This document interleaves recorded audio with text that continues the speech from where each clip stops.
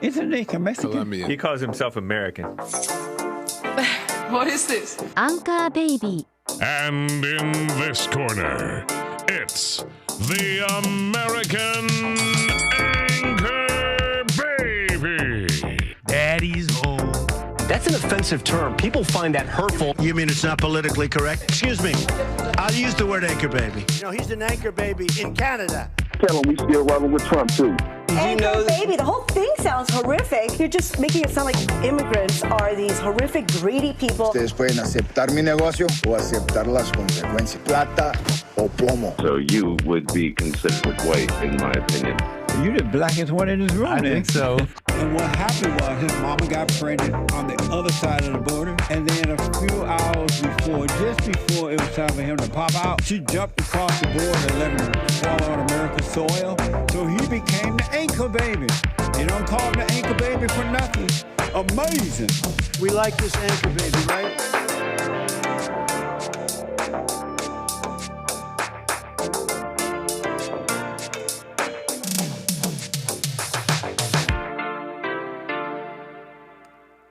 Hello, I'm the American Anchor Baby, and this is my show. Thank you for tuning in. Thanks for being with me today. We're going to be having a nice show, nice Monday show today. They're jailing the men. They're putting all the men in jail. No one's safe in this female future. Plus, we'll be getting into all sorts of stuff.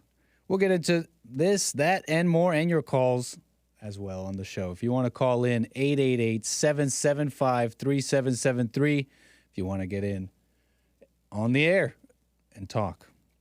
Welcome, everyone. What's up, Renee, Chris, TDS, Shabbat, Nathan, Kale, Real Mr. Mad with day 27. I'm asking for some merch.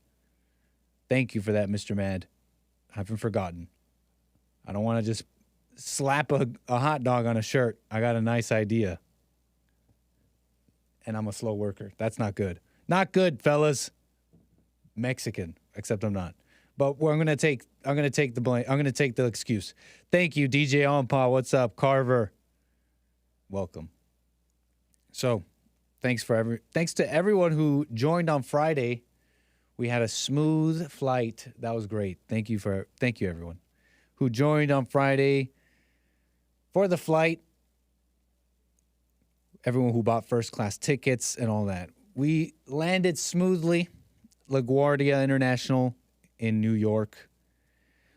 And, we had ourselves a relaxed luxury Friday flight. And once we kicked everyone off the plane, filled it up with the DACA illegals, and we carted them out of there. So that was a nice flight Friday. Thank you. We had fun. Make sure you follow, subscribe to this channel. Turn on the notifications. That way you don't miss the next flight. That way you don't miss it. We don't close the doors on you before we take off. That's here on YouTube. Make sure you follow, subscribe, drop a like, put a little comment below the video as well if you want to support. If you disagree, if you dislike, drop the engagement.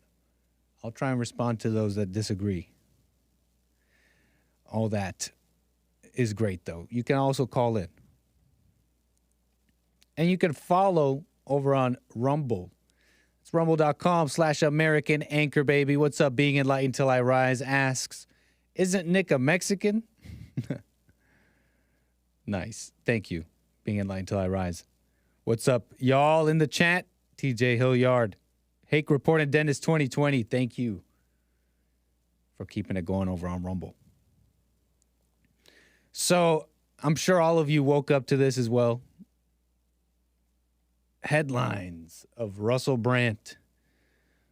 Russell. You know, if you don't know by now, some allegations have basically come out. Some accusations of sordid sexual nature. Okay? And he's denying these claims, okay? Accusations of rape and sexual assault. He put out like a video talking about it. And, the sides are being taken, if you will. Russell Brand put out the video denying any of these accusations and allegations or whatever, some of which I'll, mention here in a moment. Tucker Carlson and Elon Musk to the rescue, holding it down. Right here, as you can see, Tucker, in a tweet, says, criticize the drug companies, question the war in Ukraine, and you can be pretty sure this is going to happen. Referring to what some might call a media campaign against Russell Brand right now. Elon Musk, in one of the replies here at the top, sure seems that way. So Russell's got some friends in the industry.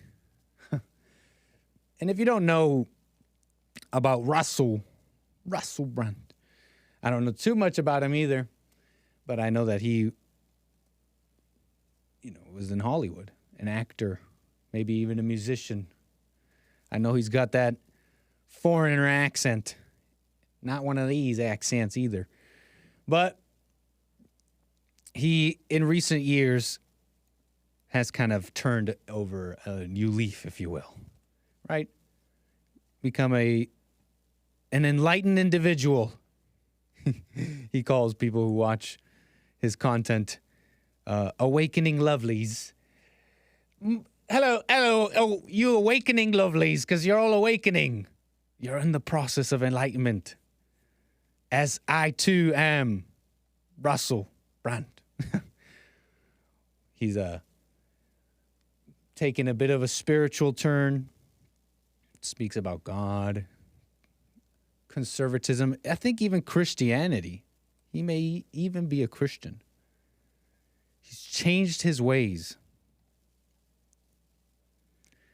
Comedian, of course, that's definitely what he was known for. He did stand-up, obviously. He did comedy, movies. My personal feelings is the teachings of Christ, I don't have to do the accent, are more relevant now than they've ever been, Brand said in an interview. So he's waking up, right, as far as we could tell. And so he's been talking about it in the past few years, gotten attention over it, and some backlash. Because, when you start speaking the truth, if you say things that are just true, plainly true nowadays, just pretty simple, plain truth that probably wouldn't have been controversial at all not too long ago, we get attacked. So Russell's been on that path for a bit now. And the latest thing right now is these accusations of rape, okay? But what's in kind of incredible is just the can we say the media machine? Can we say it's awesome in the truest sense of the word? It works so fast and powerfully, for good, for evil, whatever it is. But it's awesome in the truest sense of the word. How quickly, look, check it out. I'm showing you magazine and newspaper covers. Brand. It's all Brand. It's all about Russell. Be pro-demon Brand. Why was the left so obsessed with this self-confessed narcissist? More. You see all this? The Guardian. Brand. It's all about Russell. More Russell. Brand sex claim. What did TV chiefs know? An open secret. Russell Brand. What did they know? What did they hide? The TV bosses try to make their money and continue the patriarchy while these poor victims are ignored, all for the money. A story many believe. A narrative that many are, for them, that's enough. That's plenty. That explains it to them. And that narrative is all they need. For some, that's their narrative. And don't really question it, okay? You'd be surprised because I know we may sometimes be in a bubble here, talking to each other here in the chat. You guys calling me, we're having fun, doing our shows, and we end up kind of halfway thinking, yeah, some of this crazy stuff, most people can't really think like this, but it's not quite true. Neighbors and friends that I know, sometimes even recently speaking to some, reveal that their standard of justice and stuff, for example, in this case, in context with Russell, is, for example, one standard is the number of accusations. Well, if there's smoke, then there has to be fire. And for them, that the number of people, women, whatever, coming out doing the accusations bolsters, is evidence for some of wrongdoing. They even have the international media. International media speaking about this. Express. Look, I'll see if I can show you. Internazionale. Policía Federale Internazionale. That's not a knock you want to hear. Trying to show you this article here of all the international even newspapers and publications wondering about this demon, Russell Brand. Is it really possible? Sexual allegations, blah, blah, blah, blah, blah. There he is doing some Illuminati confirmed hand signals. But that was when he was in Hollywood, okay? He's reformed now. Now, I'm not too knowledgeable about this stuff, but I hear that that's not a good sign. Or that might be white supremacy. That might be the hand sign of white supremacy. Either way, not looking good, Russell. At least not. That's ammo for the media. Low-hanging fruit. Now, this whole thing, though, follows a couple of episodes I've been doing. Past week, I think one or two. Particular centering around Danny Masterson. That 70s show. Hyde, he played Hyde in that 70s show. Was recently sentenced. Charged with rape. Coming down from allegations from years ago. And when you look into the case, unless there's something I missed, you guys hit me up, 888-775-3773. It looks like the standard of evidence with Danny Masterson was he said, she said, and they chose she. That's all. That's from what I can tell. The evidence presented were simply testimonies from these people. And that's just a lot is unknown behind closed doors, but with what we know, ladies and gentlemen, can this really be a standard of justice? Better that 100 guilty men go free than one innocent man be falsely imprisoned. Is supposed to be the mentality, the underpinning of the philosophy of justice in this country. At least it's supposed to be. So this follows that. In light of that, remember that Danny Masterson is now inmate, whatever I read that day. I read the end of that article and it said inmate 466235, blah, blah, blah, was booked into the Los Angeles men's facility, whatever. Talking about Danny Masterson facing 30 years. So in that light, consider what's going on here. International media, we got the headlines, we got the magazine covers. And so he's denying it, right? And here's the details. Allegations came to light on Saturday when 4 women accused the comedian and YouTuber of sexual assault between 2006 and 2013 through an investigation by Britain's Channel 4 and newspapers, The Times and The Sunday Times. So journalism. There's your journalism, y'all. Going after. How do we go after someone? Let's start digging through their stuff, digging through the people that he spoke to. That's journalism now. About what? What in particular here are we uncovering? Accusations. In an industry and time when he was very promiscuous, as he admits. We'll watch a little bit of this video in a moment. And he says all of it was consensual, okay? So he said, she said. The allegations also include that Brand exhibited controlling, abusive, and predatory behavior. Okay, in Brand's clip, he talks about that. We'll watch that in a second. Yeah. when a girl says no, it means no, according to the Times. Thank you, New York Times. So let's watch this, just a little bit of this right here. Who's Russell? Who is this guy?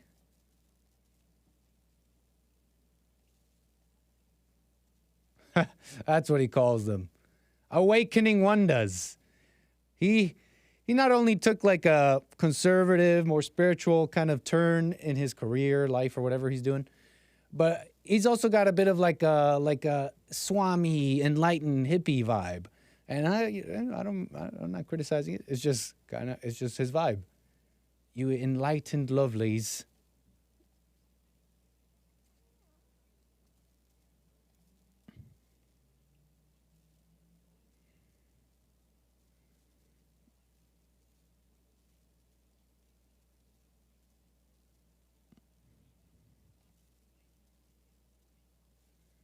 No audio on vid? Test. You're right. There is no audio on the vid. Hold up.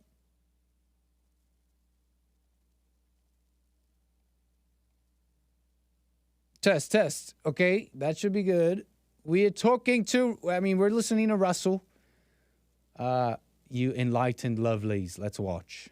Hello there, you Awakening Wonders. Now, this isn't the usual type of video we make on this channel where we critique, attack, and undermine the news in all its corruption, because in this story, I am the news. I've received two extremely disturbing letters, or a letter and an email, one from a mainstream media TV company, one from a newspaper, listing a litany of extremely egregious and aggressive attacks, as well as some pretty stupid stuff, like my community festival should be stopped, that I shouldn't be able to attack mainstream media narratives on this channel. But amidst this litany of astonishing, rather baroque attacks are some very serious allegations that I absolutely refute. These allegations pertain to the time when I was working in the mainstream, when I was in the newspapers all the time, when I was in the movies, and as I've written about extensively in my books, I was very, very promiscuous. Now, during that time of promiscuity, the relationships I had were absolutely always consensual. I was always transparent about that then, almost too transparent, and I'm being transparent about it now as well. So true. I mean, there's something to say about that, about the way you live your life can maybe set you up a little bit. But it's just unfair, because we all kind of grew up in this world where sex is seen a certain way. Casual sex is the most normal thing in the world. And then you have people with money and fame. The women just throw themselves at you, as Trump said, consensually. The women they throw themselves. They let you, Trump said. I won't finish the statement. But and so Russell took part, imbibed in the same world many of us have, okay, including the women he was involved with. But then years later, this same world turns on them. They bare their teeth and attack and judge. Instead of taking the mustard seed out of the trunk out of your own eye. That's what's going on here. A little bit of that's going on there. Well, and to see that transparency metastasized into something criminal that I absolutely deny makes me question, is there another agenda at play? Particularly when we've seen coordinated media attacks before, like with Joe Rogan, when he dared to take a medicine that the mainstream media didn't approve of. And we saw a spate of headlines from media outlets across the world using the same language. I'm aware that you guys have been saying in the comments for a while, watch out, Russell, they're coming for you, you're getting too close to the truth. Russell Brand did not kill himself. I know that a year ago there was a spate of articles. Russell Brand's Well, anybody know what Russell really talks about? Anybody know what? I know he's said, he's critical of Nick, you're kind of copying his style. White shirt over white shirt. Rocking the style. Although I kind of got more of a Havana, Cuban kind of Havana with the bigger, sharper, what are these, lapels? Not lapels. Kind of a sharper look here, Kind of more Havana, like, Miami, little Miami going on here. Russell, he's got that tall, lanky British on vacation H&M type look. You know what I mean? The edges on my shirt are sharp. They'll cut you. Anyways, where was I? Russell. You know, it's we were watching this. I mean, I guess we'll watch the rest of it. But check it out. I mean, people in New York, for example, going to I guess they still have newspapers. They still have newspaper stands. Well, check this out. You know? Like as if a war started out or something. Like as if a nuclear bomb blew up over Ukraine somewhere. You would think that's something at that level, that every newspaper has his face plastered over it at a newsstand. Extra. Breaking news. You know what I mean? Rape and grooming. When it's like a known thing that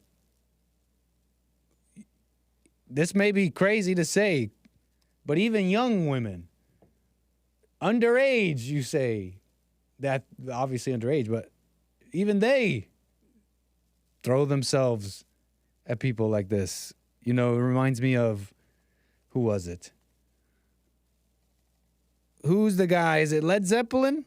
Is it Robert Plant? Who had a little like 14-year-old or 16-year-old and nobody bat an eye? Like it was the most normal thing. 16-year-old. Of course, this was, I guess, a different time. But one of these musicians from one of these bands had an open relationship with someone who was underage. There was no question that this, although underage and maybe, you know, you start wondering where are the parents, sordid relationships, what kind of example is this musician putting on? I forget if it was Robert Plant or not. Some of you might know. All those questions may have existed, but I don't think anybody was wondering if this, albeit underage girl, was there out of her own will, was being raped. You know what I mean? I think that was clear that she wanted to be. Jimmy Page. Thank you. That's who it was. Jimmy Page, right? Jimmy Page, Led Zeppelin. Very degenerate. Oh, it was so it was someone from Led Zeppelin, right? Back in those days, it was most of them, says Lord Bibby. Pause. Ayo, pause. But look, my point is that nobody, whatever questions you had on morality, ethics, I don't think anybody was wondering if this girl was there out of her own free will or not. Now it's called rape. Now it's called grooming. Right. There may be a little bit of this and that going on, right? Not all, but most. Maybe a little bit of grooming, if you will.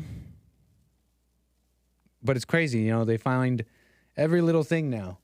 Now they go into the past and they find every comment you made, every video you've put out that doesn't look good, that'll make you look bad here. And even people that worked with Russell, Kristen Bell, whoever this woman is, they starred in some comedy film. Amid these accusations, she's also saying, oh yeah, I try to say to not try anything. Kristen Bell warned her co-star Russell Brand not to try anything with her on the set of Forgetting Sarah Marshall back in 2008. Bad movie? Good movie? I wouldn't know. Don't think I'm going to watch it. But they'll come out and say, look, he said this thing or that to me, to try and add to this narrative now that he's an abuser, he's a groomer, da-da-da. And so, yeah, headline after headline, how he boasted about kissing Meghan Markle. He boasted about this. He mistreated women, and his various stand-up routines made jokes about rape. Headline after headline. You got to be, it's impressive, really. It's impressive just how ready. You got to wonder, does the media, do they have like dossiers, documents on people ready to pull the plug on, a kill list of sorts, to end them, metaphorically speaking, through the media, through character attacks and such, right? And then, you know, I spoke about this too, Danny Masterson and that whole thing, and how Ashton Kutcher initially had a character, you know, spoke to Danny Masterson's character in a positive way, then rescinded that. After all, what we can only gather as pressure, public pressure, made Ashton Kutcher, a male, supposed to be man, rescind his comments on Danny Masterson. And it looked like him and Mila, his wife, were sitting in front of a camera like hostages. We watched this video on Friday, if you missed the Friday Nick stream. Sitting there like hostages reading from a script. Who got to them? Who got to Ashton? You know? So, it just seems like there's just a new level now.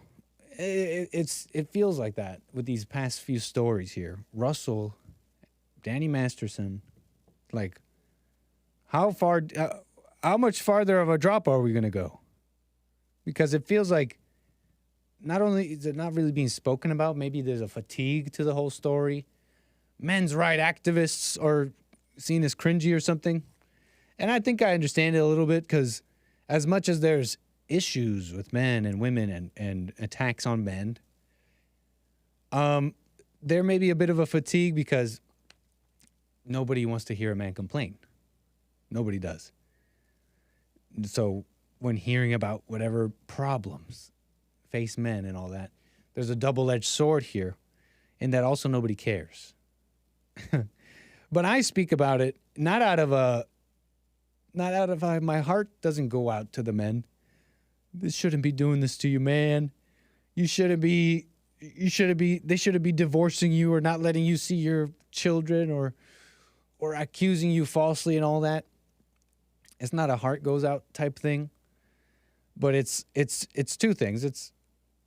Things are just plain evil. It's like defending white people.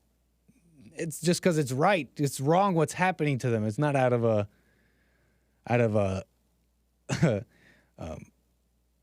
Anglophile, white-ophile, something going on with that. No, it's the right thing.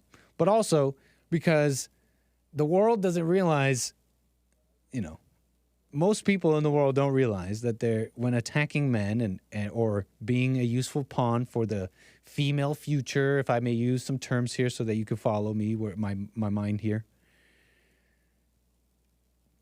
They don't realize that in their attacks, they're hurting themselves. They're hurting themselves. It's like we're all in a boat and you got these people just smashing holes into the deck and water starts coming through.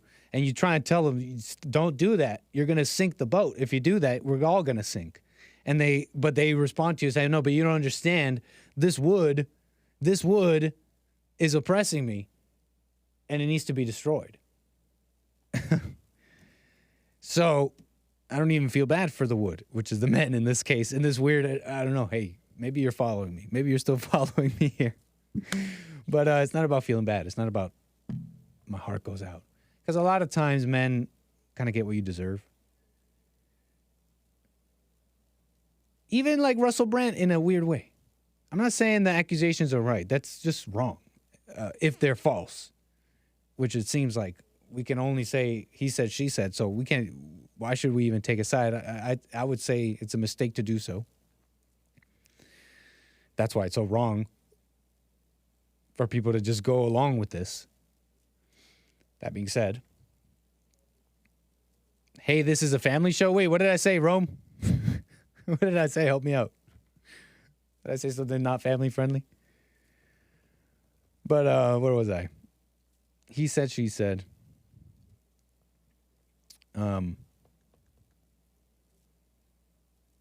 Yeah, that men get into these situations. And even in Russell's particular situation, as wrong as a false accusation may be, and nobody should be wrongly accused and then suffer consequences from it, that would just be wrong. Russell admits himself he was very promiscuous. Now, he repents from it, as you can see, as we all heard. He seems to have turned away from it and repent, I don't know, somewhat at least. And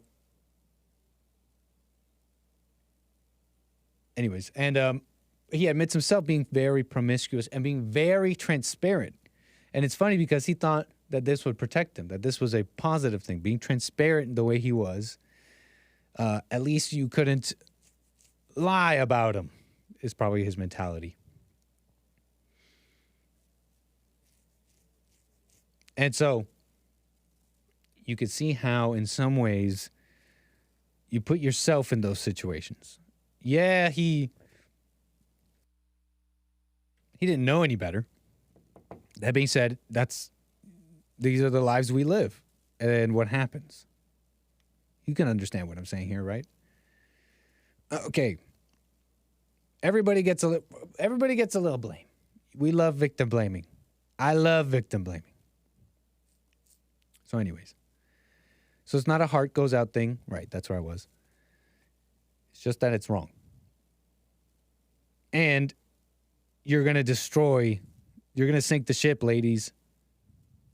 You're going to sink the ship thinking you're actually protecting other women who have been attacked or whatever. You're just lying. You're just lying. The sexual revolution, a mistake, huge mistake, y'all. Has the sexual revolution failed? Lord. Some people call the liberation of women that. It's an interesting term, though. Because women kind of derive a false power from sex. So, kind of fitting. Okay. So, speaking of all this, though. Oh, what's up? Being enlightened till I rise. Thank you, sir. What's up, Canadian David, my subscribers? Being enlightened till I rise and Canadian David, both in the chat. I see you guys. Thank you. Nick giving Pablo vibes with that shirt. I'm giving Noriega vibes. Okay, I'm the one who's flying the plane for Pablo. Noriega. No. The real Noriega, he owe me 100 favors. Okay. Canadian David, thank you. Pablo Flex, Pablo Drip, being enlightened till I rise with the first class super chat says, you know, casual sex is such a setup in this current world. Using Brand as an example, but he set up his own takedown through the power of social media, which is also a setup. Yeah, interesting. It's almost like, I don't know. I guess our lives kind of get set up for many things. We get set up for things that are coming down the road. But they're not exactly bad. The shocks are good. The shocks are actually good. You guys like the Noriega? You guys like the Noriega line? I'm just quoting Rick Ross. You guys know who Rick Ross is, right? Rick Ross. Who? I'm a boss. You know, he has that lyric in that song. A milli. He literally says Noriega, and then he clarifies. He clarifies this. I already said this before, but you guys like this in the chat, so I'll tell you again my thoughts on this. Very important. Very important side note here. But follow me here. How is it that Rick Ross, nobody's called him out on this, he clarifies that no. It's the real Noriega. In fact, the real Manuel Noriega, who worked with Pablo Escobar, owes him 100 favors. Anyways, I'm gonna drop it. I'm moving on because there is a class system in America. We are living in a class system, and you can figure out what class you belong to with an IKEA color swatch, okay? I don't know how long it'll be until we got class police in the streets with IKEA color swatches. And should you by accident, should you say, let's just say, you have a bit of a lighter complexion. And you are out and about listening to Rick Ross. You're bumping an oldie. It's 2040. It's 2050. You're bumping one of Grandpa's old-timey traditional hits, Rick Ross. Rick Ross's A Millionaire. It's the year 2075. And you're bumping one of Grandpa's classic traditional folk songs, folk classics from the before times, Rick Ross, A Millionaire. And you're out enjoying your music, subscribe to your government provided Spotify account, because for disadvantaged folks, and you're out and you're listening to the uncensored version, and you say the N-word. You know, it's just you appreciate the music, and then the caste system, the class police, will then pull out their IKEA swatch, put it up against your skin, and should you be too white for that word, citizen, then you'll be charged or taken to jail. That's a little view of 2075. We already have a class system here in America, okay? And at least some people think so. Ann Coulter seems to think so. She wrote this interesting report on this particular individual, this lady. Her name is Ziana Bryant, and I found myself somewhat intrigued by the story. She's basically a Black Lives Matter activist and a UVA student. Is that University of Virginia? Yes, it is. University of Virginia student Ziana Bryant, now 22 years old, had basically gotten some attention after a spat she had with another student, a white student. Her name, Morgan Bettinger. And in a passionate clash out in the streets in 2020 during the height of these Black Lives Matter protests, Ziana Bryant made a claim about this Morgan Bettinger, who was at the time driving her car. Ziana Bryant, this black woman, called the police, claiming that this Morgan Bettinger, who was driving a car, and at this very moment when Ziana Bryant was making the call to the police, this Morgan Bettinger was being surrounded by activists they call them, banging on the car and yelling obscenities at her. Does that sound like a familiar scene? It was at this time Ziana Bryant told police that this Morgan Bettinger, white student in the car being accosted by the Black Lives Matter activists, said that BLM protesters would make good speed bumps. Bryant would later claim this Morgan Bettinger said this 5 times. Bryant launched a Twitter campaign to get Bettinger expelled from UVA. Basically, this all amounted to a campaign on Twitter, students coming out against this woman, Morgan Bettinger. The UVA Judiciary Committee finding Bettinger guilty with no evidence other than Bryant's word. The word of a higher class person, a Brahmin, in this Ann Coulter calls her, is more powerful than that of a lower class person, a white person. Bettinger was harassed, stalked, universally reviled, her life ruined, some say. Until the investigation from the school's Office for Equal Opportunity and Civil Rights found that Bettinger never said any such thing. Despite Bryant's claims that she made the remark 5 times, it was found that she was never in any position, that it was impossible for her to hear that Morgan Bettinger saying such a statement because she was in no position to hear her and could not produce any eyewitnesses. So she said in this case. It's not he said, she said. Maybe if it was he said, she said, things would have gone a little bit differently. But in this case, it was she said. Ooh, it was close because it's black and white. It was close, but it looks like cooler minds prevailed here. Somehow, the cooler minds at a place called Equal Opportunity and Civil Rights, somehow that happened there. But it happened.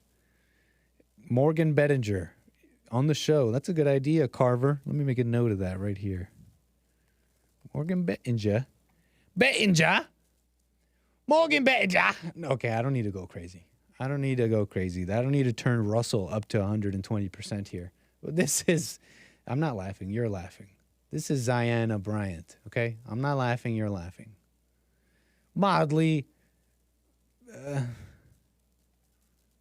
Okay. This is 𝒐𝒊𝒂𝒎 Bryant, the lovely lady,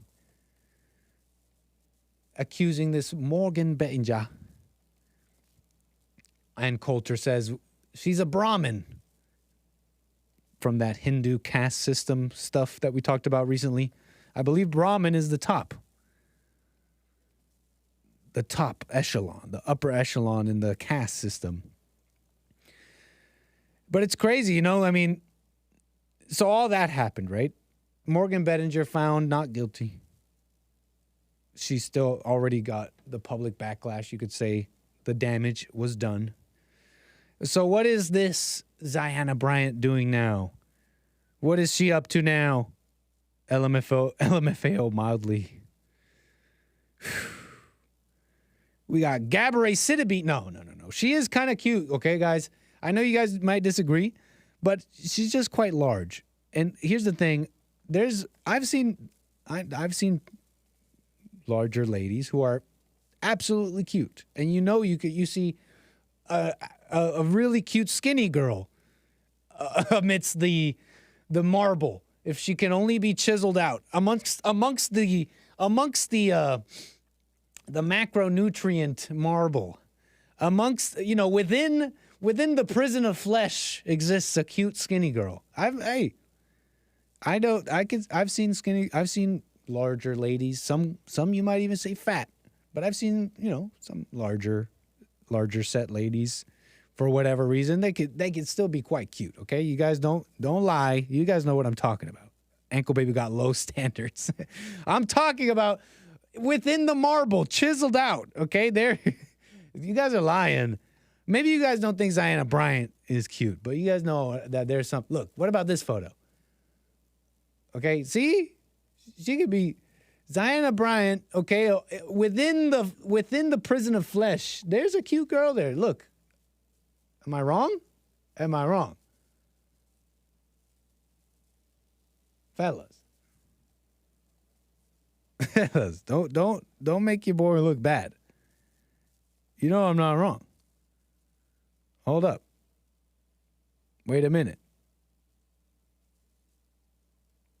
Just hold on. Wait, just hold on. I got a photo for you. Where did it go?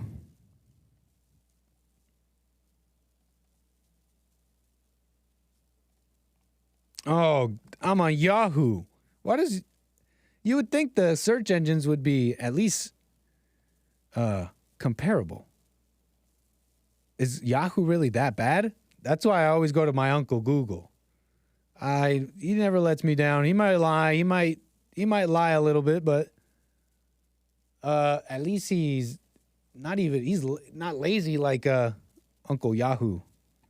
But here I'm trying to show you 𝒐𝒊𝒂𝒎 Bryant. See, she could be cute. There's a cute woman in there somewhere, right? Right, y'all. Whoa! Hold up. Okay, no, hold on. No! 𝒐𝒊𝒂𝒎, no. That's too much. Okay, so 𝒐𝒊𝒂𝒎, imprisoned by flesh and by anger, let's be real. She's hired by Dove, apparently, to promote fat liberation, despite ruining white students' life over misheard remark at BLM protest, according to the Daily Mail here. So she got a position. She has a position over on Dove. She ate a few cuties, maybe. You guys are... Hold on, guys. Calm down. Not funny. 3 tickets on Anchor Baby Airlines? Maybe 2. Okay, maybe 3. Because here's the thing. I'm not going to subject my other passengers. Look, you know you're large. You know you're large. You know you're large, and you know I don't want to make you buy 2 tickets on Anchor Baby Airlines, but I don't want to inconvenience my other passengers here. And none of my other passengers made you eat yourself into a flesh prison like this that would take up 2 seats on a Airbus A320neo. So I'm sorry, Ziana Bryant, you're going to need to purchase 2 tickets. Just put her in the cargo hold. No, I think she'll die. I think it gets really cold in the cargo hold. You can't just like stow away in the cargo hold. Like, you die. It gets really cold up there. I'm pretty sure. Maybe not in modern planes, but I don't know. Pretty sure that's why you can't put animals down there. They have like a heated area to put away animals if you have them in those carry cages or whatever. Where was I? So where was I, guys? Where was I? Look, Brian. I mean, it's just thank you and culture for the story here. I think it's demonstrates a couple things here, don't you think?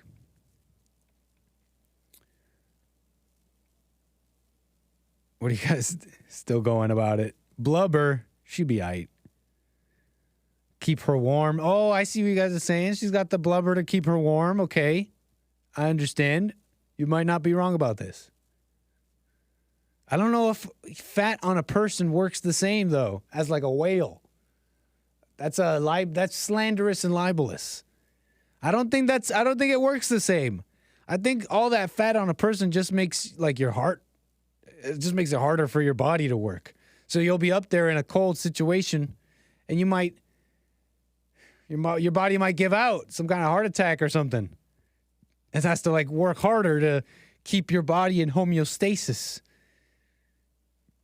Keep your body warm, so it has to like pump harder. And so you got pounds of fat. I don't think it's the same. I think whales and other animals, Nick, I'm not sitting next to a BBW. But if you're calling her a BBW, wouldn't you be happy to do so? You're calling her beautiful, right? No, Art, don't talk mess about me. Why are you dying, Mr. Matt? Are you finding me funny? Am I making some jokes here that you find funny? I'm being serious. Am I wrong here? If an individual says, Nick, I'm not sitting next to a BBW, are you saying then that you just want to look from afar? Art in the chat, I don't mean to be calling you out. You're saying I'm the one liking these ladies. I'm sorry, but you're the one calling them beautiful. You're the one calling them beautiful. You're saying BBW. Isn't that big, beautiful woman? BMW. You're the one calling them beautiful. I said there's a cute woman somewhere within. Okay, I'm just playing around. Oh, jeez. But we've been talking a bit about this, about that. But the theme here a little bit too is, could you say double standard? I almost don't want to say it. Could you say double standard? I don't know. I almost sounded like Carl Weezer there for a second. Could you say double standard? But it's kind of a double. It's kind of becoming a bit of a cringe phrase, maybe a little bit. Oh, double standard. But she said, and like I said earlier, people don't really care about men, especially if they complain. But I gotta complain about this. Following the theme a little bit, loose theme, maybe stretching it a little bit. Double standards. At the same time that men, especially prominent men, if you got a reputation, if you got money, if you got status, power, whatever, you become a bit of a target, as we can see. As we can see, you can be a bit of a target. We don't know the details, but we already went through the story. In my opinion, targeted. Brand, Masterson. At the same time as we're seeing that, you better believe justice is taking a huge hit. Okay, it's been taking a huge hit. And there's chaos coming out of it, okay? Defund the police, they said. The police are racist. Before that, they were just racist, right? Setting up the framework for defund the police. Well, they're racist. Upside down justice, right? Two-tiered justice system, starting with the J6ers, starting with Trump, and going downwards. Okay? I'm talking about a story you may have actually not heard about. I've only heard, I saw a headline, I saw a little tweet about it. Some people are talking about it, but I don't think it's breaking through, not in any significant way.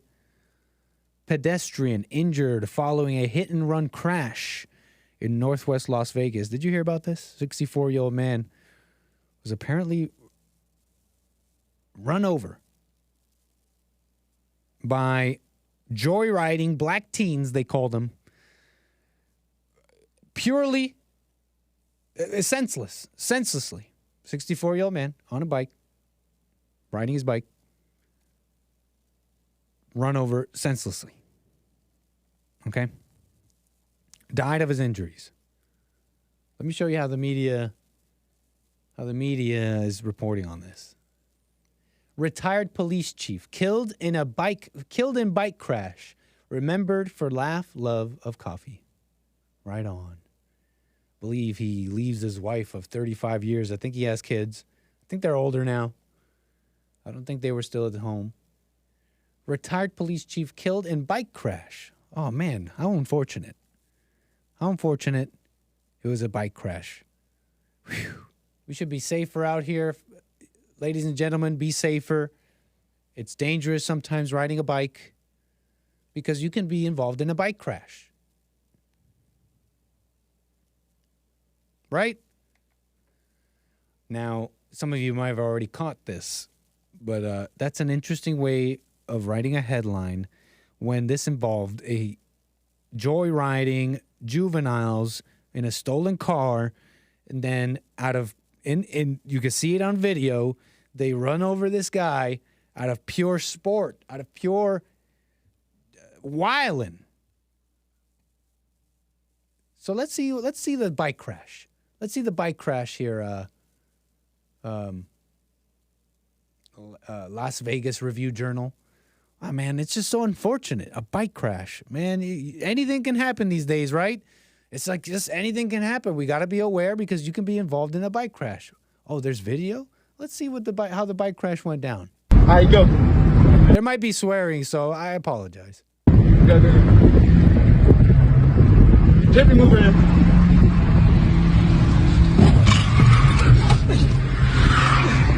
Bitch ass nigga! Stop.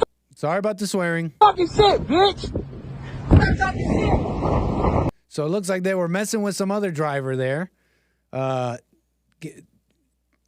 Seems to have the cars kissed there, y'all. I think that was a collision. And they're just yelling at the car. U-B-A-N. U-B-A-N-a. So check it out. We got hooded juveniles. Fuck wrong with blood. Ready? Yeah. Hit his ass. Yeah. Get his A is what we just heard.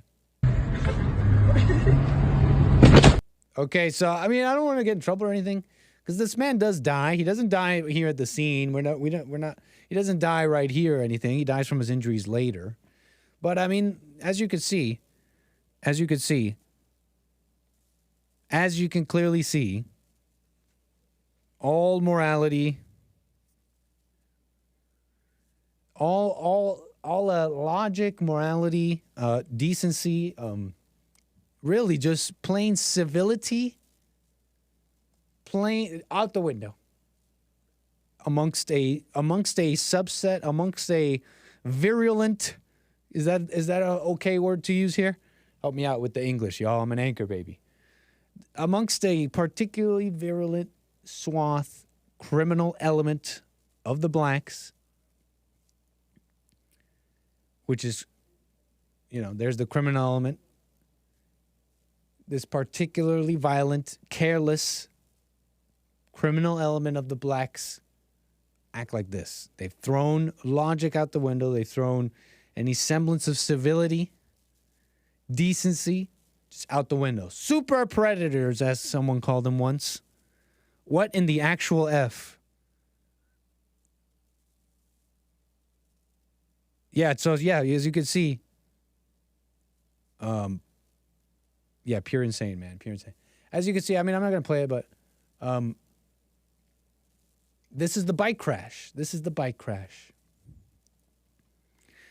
What should be plastered all over the newspapers when you walk up to that newsstand? You know that video I showed you where someone walks up to a newspaper stand, and every newspaper there has Russell Brand plastered on the front page. What do you think is more? What do you think is more front page worthy news? Russell Brand or this crash here? I wonder if any of the stories we'll talk about today here as we get into the show further along here. I wonder if you guys can pick out any of the following stories. Could they have been a headline that would be more important than the Russell Brand story on the newspapers? What kind of time are those boys doing? Asks Nathan. Hold on. Let me show you. Major media outlets. Okay, hold on. Two 17-year-old black teenagers who live in Las Vegas stole a car and intentionally took the life of a 64-year-old retired police chief who was innocently riding his bike. What's disturbing is that the teenagers committed this act simply for their own enjoyment and amusement.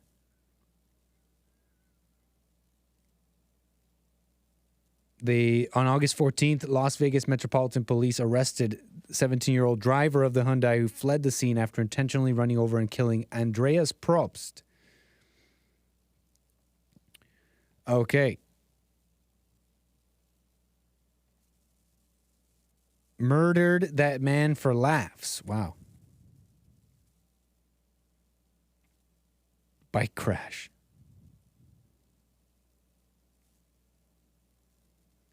So it was a joyride, according to Las Vegas Review. Still not seeing anything about what kind of time they're facing.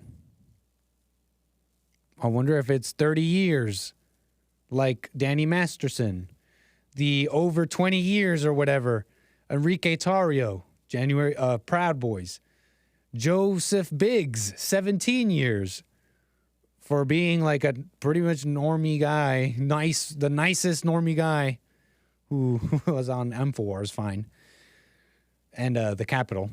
17 years, something like that. Are we going to see similar issues? Similar times?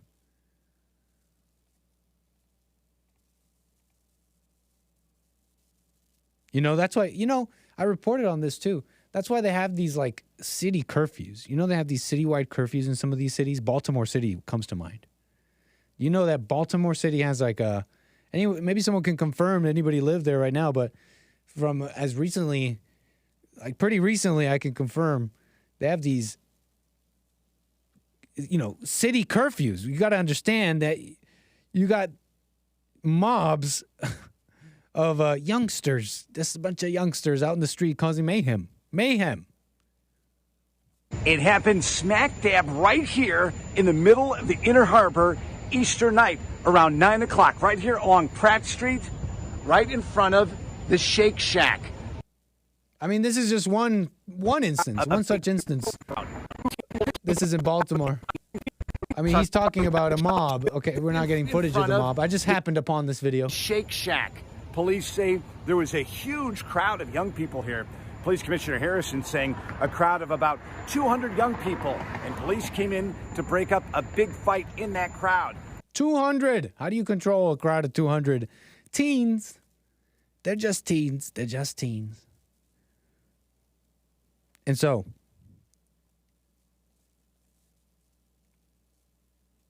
okay, so what's the point here? What's the point here? Well, number one, that's a story you may not have heard. It's a story you may not have heard. Definitely no hubbub in the media, not to the level of anything else we've talked about today. And you might wonder, seems like a bit of an important story. Senseless killings now? We got senseless killings of cops, too. We're about to get into that. It's going to fit the whole report here. But it's senseless killings now. You would think a little bit of deeper reporting on this. But also, I was saying there's a particularly violent and out of control criminal element amongst the blacks that are particularly violent, like out of control violent and dangerous in the sense that they don't really operate with any sort of code that criminals of the before four times might have operated with, okay? Senseless killing. You could be complying. There's videos. I saw one recently. You could be complying in the midst of a robbery. You're a cashier. I saw one in particular. And he's complying. This man is complying. Take the money. I don't want it. Hands up. And the cashier kind of relaxes. He drops his shoulders a little bit. You can see in the video. Kind of relaxes, like, okay, this sucks. They're going to take the money, though, and they're going to leave. And then, boom. They got what they wanted. They got their money in the bag. They took a bunch of cigarettes. And on their way out, boom, just snuff out the life of the cashier who was complying. Not the same code, okay? And they're leading the way in this. But what's crazy is, as much as it's what seems to be a particular criminal element amongst the blacks, the ones who aren't committing crimes, and not just the blacks too, but society at large, white people, all people, they kind of keep it going. Mainly, number one, because they keep anger going, never overcoming anger, so you never get to the root of stuff. You never get to the root as to why people are acting out and behaving and believing lies, and so easily believing lies, and how so easily manipulated this way or that way. You got to get to the root of it, anger. But it's justified by just the mentality of black neighbors. They believe in racism. So although they may not be doing crimes, they'll justify the anger that's got all the other blacks. And this same relationship is seen in the other races. Don't get me wrong.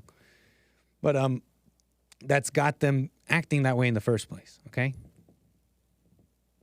So it's justified. And then you got the media and the corporations, right? You got the private sector of America out there saying Black Lives Matter, fist up in the air right along with you, not realizing that fist up in the air is a justification for angry people to act out and never overcome, never examine themselves, never really get better. That fist in the air, they see that fist and they say, I can keep being what I am, which is an angry individual, which means retarded. Okay? You following? Anyways, I don't need to keep asking that. But following this, how about you follow this? All right? You call if you don't. 888-775-3773. They're killing cops on the street. Per law enforcement sources, LA County Sheriff's deputy was ambushed and shot in the back of the head while in his patrol car. Okay?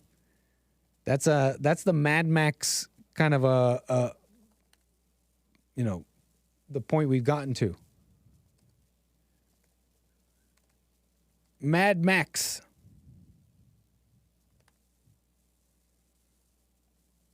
In an ambush, okay?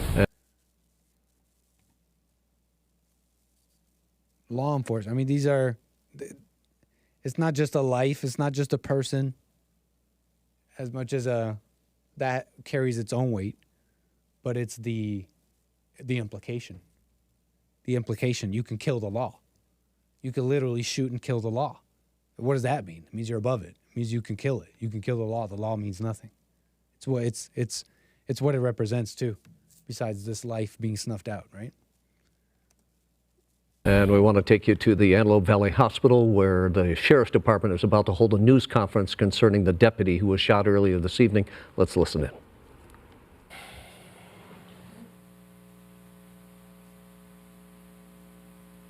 My notes say good evening, but I'm going to start off by saying it hasn't been a good evening for us in the Los Angeles County Sheriff's Department, nor our community of Palmdale in the Antelope Valley.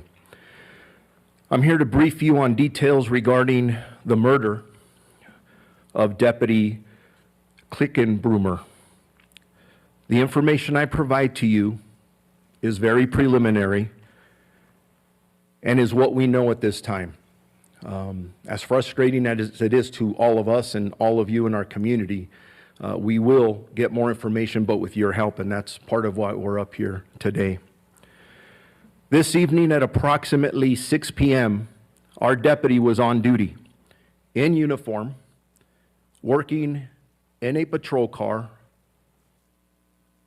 from the Palmdale Sheriff's Station. He was discovered unconscious in his vehicle by a Good Samaritan near the intersection of Sierra Highway and Avenue Q in the city of Palmdale. Palmdale. How far away am I from Palmdale? Oh. Can you, Yahoo, go away. Uncle Yahoo, you're drunk. I need Uncle Google. Uncle Yahoo, you're bad at this. I need Uncle Google. Palmdale. How far are we from Palmdale? City in California. Okay, Palmdale. So I'm basically about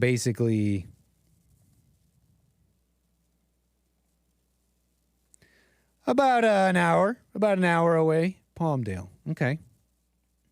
Sorry, y'all. The Good Samaritan immediately reported it to the Palmdale station personnel. Deputy personnel transported our deputy to the Antelope Valley Medical Center, where he was treated for a gunshot wound. Despite the medical staff's best efforts to save our deputy's life, regrettably, he succumbed to his injuries. At this time, the Los Angeles County Sheriff's Department homicide investigators are investigating the murder of our deputy. Detectives are in the initial stages of this investigation and seeking the public's assistance to apprehend this suspect. So they're seeking the public's assistance. They don't even know. I guess they're, still investigating, trying to get this guy. They found the dead officer, obviously. But, speaking of public assistance, though, I got another story for you we're about to get into. Speaking of public assistance, I got to make sure I got to keep that little segue in the back pocket. Okay? But, and then these are just kind of the top recent stories that follow this theme here, this thread here. There's another one out of New York. 80-year-old man executed on the street. It could have been a targeted kind of gang thing, but it does look pretty incredible. I'm not gonna play the footage because the video I saw, pretty sure I saw a guy die. I didn't expect that, but yeah, he just slumps over, just standing on the street, phone in hand. My mouse is circling over the guy. That this guy in the bike. He's like riding forward. Oh no, I forget. I think someone else comes in off frame, walks past this guy, and then walks back when this guy turns around and just shoots him. Could have been targeted, could have been gang stuff, but you gotta understand it's turning into Wild West. You gotta be aware out here. You gotta be paying attention. Never ignore a hoodie. Never ignore a hoodie. That's what the person in that video did, which I won't play. But some guy in a hoodie, hands in the pocket. Yeah, don't ignore a hoodie. Pay attention because things happen fast, okay? I know someone who says, and I understand this. I understand this mentality too because I've thought the same thing. But if I kind of look outside, if I'm outside and I see cars driving, especially kind of a main road, and the cars are still going through, yeah, sun's down, it's a little late, but there's still a lot of cars driving by, I think I'm safe. I think I'm okay. But that's silly. Things, I'm seeing stuff every day. Carjackings, like crazy things. Broad daylight, armed individuals in a second. Happens in a moment. You're sitting in your car. And 1 second, everything's fine. 1 second later, you've been robbed. You have no car and possibly have been injured, life-threatening even, possibly. So not a fear-mongering thing. Just pay attention, y'all. Just pay attention. That's all. That's it. Just pay some attention. Keep your key sense active. Constantly read the ambient flow of intent to prioritize your own safety. It's simple. So true, Lin Yenshin. Just activate your key sense and read the ambient flow of intent of those around you so that you may prioritize your own safety. I mean, duh. Speaking of public assistance, speaking of needing public assistance, we got an F-35. We have an F-35 loose in the skies, y'all. Last update on this story pretty recently. You may have heard of this a little bit. There's a missing F-35, and the amazing thing about it, though, is that it may be... This is hilarious. Currently, he says, Black Pill, you can get away with the... Oops. Not right now, Joel. That's your episode is tomorrow. Joel Friday is tomorrow. Not right now, Joel. I'm doing my show. Thank you for that, though. I just accidentally played a video here. This is Joel talking. But catch Joel Friday tomorrow on Tuesday at 11 a.m. Great show. Don't miss it. There's a missing F-35 jet. This is one of the military's most advanced fighter jets, okay? And so the story goes that this fighter jet in South Carolina was flying alongside another jet, doing some training, testing, whatever the sort. The pilot was forced to eject for an unknown reason. They're not telling us why. The reason is unknown. The name of this pilot has also been withheld. Waiting on a name here. We're all waiting with look how sick we're gonna blame the media for this one, y'all, okay? Maybe anger, our own evil hearts, etc. Don't let me stop you from examining yourself. But we're gonna take the easy road here. We're gonna blame the media for this one, folks. But look at how sick the media has made us. That we're all waiting with bated breath on the name of this pilot, and we're waiting to see if it's a Jonathan, if it's a Susan, if it's a Lee, if it's a Tyrone. We're all waiting for that, right? Or is that just my sick mind? Maybe I'm just a sick one. But the media made me sick, okay? The media made me sick. But, okay, the name of this pilot is being withheld. It's just unknown reason why this pilot was forced to eject from one of the world's most sophisticated and expensive fighter jets in the whole world. This incident occurred over North Charleston. Is this in South Carolina? Is North Charleston in South Carolina? Don't confuse me, y'all. Come on, Uncle Google. North Charleston is in South Carolina. Shout out to anybody in South Carolina right now. Keep an eye out. Look up in the sky, because the amazing part of this story, and we do love some plane news here on American Anchor Baby. We do like some plane news. The amazing part of the story is the plane was on autopilot in what the news is calling a zombie state. See, the plane has stealth capabilities. So basically, you could turn on feasibly what people are imagining may be going on here, because they have no idea where this plane is. And there's no evidence that it crashed. And they're wondering, where is this plane? It's feasible that right before ejecting, this jet was put in autopilot with stealth capabilities. So you should be able to pinpoint a plane using various technologies, whether it's what's it called? Transponders and other similar technologies on a plane. Well, these technologies on planes send out radio waves and send out different kind of waves, which can be picked up by the enemy. So you want these stealth capabilities. You can imagine if this jet on autopilot with these stealth capabilities and you eject and this thing keeps flying on autopilot, how do you track it? You can imagine there may be an F-35 out there in the skies in South Carolina somewhere, just flying in a straight line somewhere. Hold up. Maybe a bit of an emergency here. We got $100 million just flying, and it's not a Tesla. It's not autopilot. It's just it's a $100 million jet just flying in a straight line. How do you stop something like that? That's just funny to me. It's just amazing. He was taken to a local hospital. They're saying pilot is a he, confirmed. Daily Mail says he. He was taken to a local hospital where he was in stable condition, said Major Melanie Salinas. Okay. He, pilot. She, Major, she. Is that what you called him? Major? Major, military rank. Yeah, major. It is a military rank. So Major Melanie Salinas. Hola, Melanie Salinas. I don't know. That doesn't... Anyways. Based on the missing plane's location and trajectory, the search for the F-35 Lightning II jet was focused on Lake Moultrie.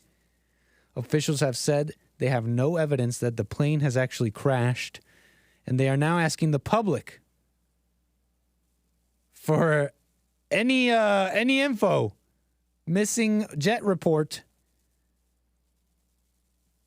Somebody find me that jet.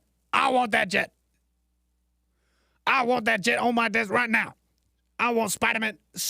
I want Spider-Man and this F-30. I'm doing J. Jonah Jameson. I'm doing J. Jonah Jameson yelling at his photographers to get him pictures of Spider-Man and the missing F-35 jet. That's what I just did if you were confused. Let's stop the confusion. Let's get to a call. Justin, Fullerton, California. Thank you for calling me, sir. You're on the air. I got Justin, Fullerton. That's Justin, Fullerton, California. How you doing today? Hey, what's up, sir? Thanks for having me. It's a pleasure, as always. Right. Thank you. I just wanted to kind of just... And just stay close to the phone, please, sir. The letter might come out.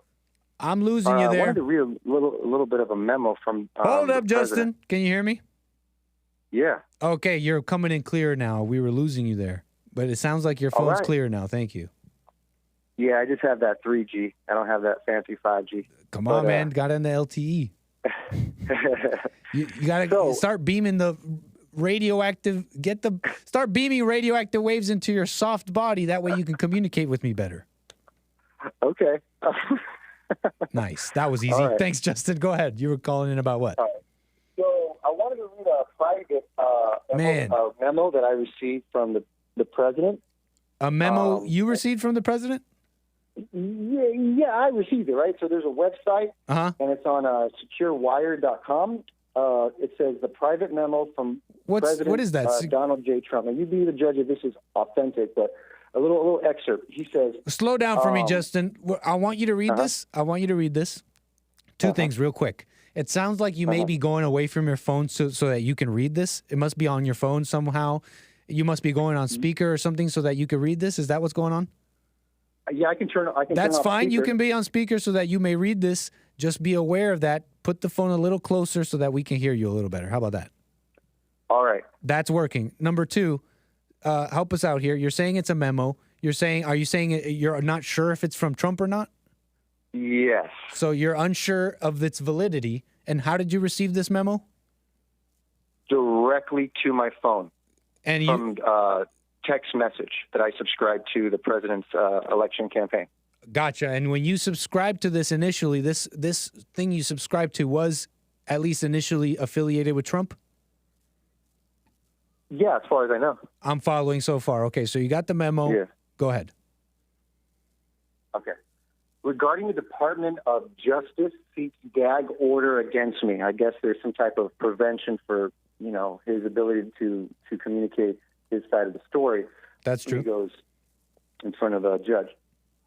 He goes, it was only a matter of time, right as the national polling averages showed that we are crushing, in all caps, Biden on par to achieve the electoral landslide in 2024. Crooked Joe has asked the court to impose a gag order on me to limit my public statements. He goes, I'm a former U.S. president. I'm the front runner for the Republican nominee for the presidency. I'm the leading candidate for the White House in 2024, ... And yet, the Department of Justice is asking an Obama-appointed judge to restrict my public statements on the Joe Biden administration's corruption? ? In other words, Joe Biden is trying to stop his leading opponent, me, from publicly speaking against him and his corrupt, radical, and incompetent regime. And then it goes on, but about a free republic is dying, and he says last month, my dogs are kind of barking, sorry. He goes, last month, these communists illegally indicted me twice. They wrongfully arrested me twice, and they forced me to take a mugshot to make me look like public enemy number one. But the American people were wise enough to see right through their dirty tactics, and our movement emerged stronger than ever before. This month, they are sharpening their attacks by attempting to gag, all caps, me and rip my First Amendment rights to shreds. These communists can try and come after me and all they want, but they can never gag the American people. No matter how much we're attacked, the silent majority will never surrender, all caps, our mission to make America great again. And in parentheses, if you are doing poorly right now, you don't have to donate, But it looked like that was the end of what he wrote. It seems legit, except for one thing. Uh-huh. He said crooked Biden.